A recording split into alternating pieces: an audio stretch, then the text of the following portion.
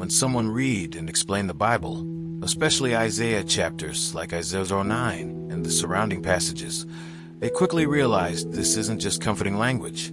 It's a confronting message that cuts straight into real life. At first, it may sound controversial to say that God's anger appears in these Bible chapters, but as the text is carefully read and explained, a pattern emerges: repeated rebellion, ignored warnings, and choices that slowly shape consequences. It's like life itself.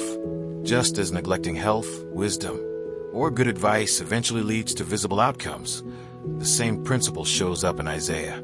Yet, even in the tension of judgment, the Bible doesn't leave the reader without hope.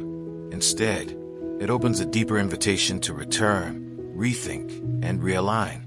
And that's where the real journey begins, because understanding these chapters is not just about observing Israel's story, but recognizing how it still speaks into today's struggles, decisions, and search for meaning. Then, let's read the chapter together.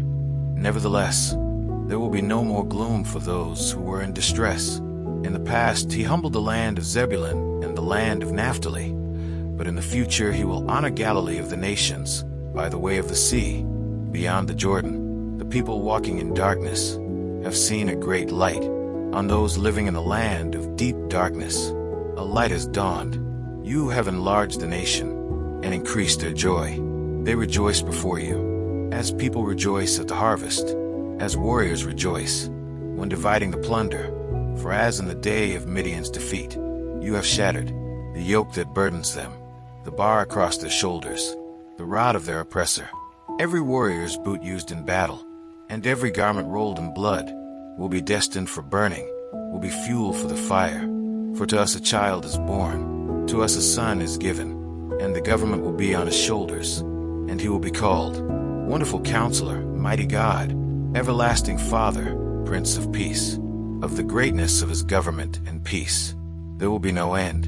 He will reign on David's throne and over his kingdom, establishing and upholding it with justice and righteousness from that time on and forever. The zeal of the Lord Almighty will accomplish this. The Lord has sent a message against Jacob. It will fall on Israel. All the people will know it, Ephraim and the inhabitants of Samaria, who say with pride and arrogance of heart, the bricks have fallen down, but we will rebuild with dressed stone. The fig trees have been felled, but we will replace them with cedars. But the Lord has strengthened Rezin's foes against them, and has spurred their enemies on. Arameans from the east and Philistines from the west have devoured Israel with open mouth. Yet for all this, his anger is not turned away. His hand is still upraised. But the people have not returned to him who struck them, nor have they sought the Lord Almighty. So the Lord will cut off from Israel both head and tail, both palm branch and reed in a single day. The elders and dignitaries are the head. The prophets who teach lies are the tail. Those who guide this people mislead them, and those who are guided are led astray. Therefore the Lord will take no pleasure in the young men, nor will he pity the fatherless and widows.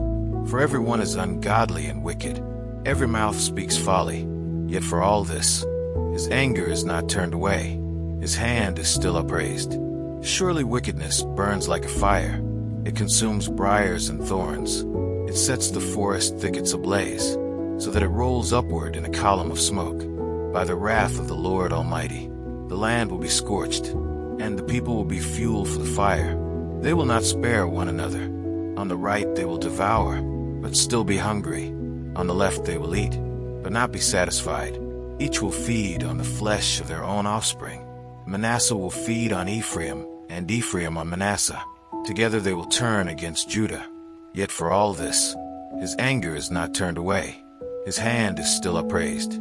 Let's say a quick prayer to thank the Lord for his mercy. God, here I am, like a friend speaking honestly with you. Thank you for this moment of reading and explain your word through these Bible chapters, especially Isaiah 09. Thank you for every insight, every correction, and every light that showed up where there was confusion before. I don't want this knowledge to just stay in my mind. I want it to reach my decisions, my attitudes, and my everyday life in a real way.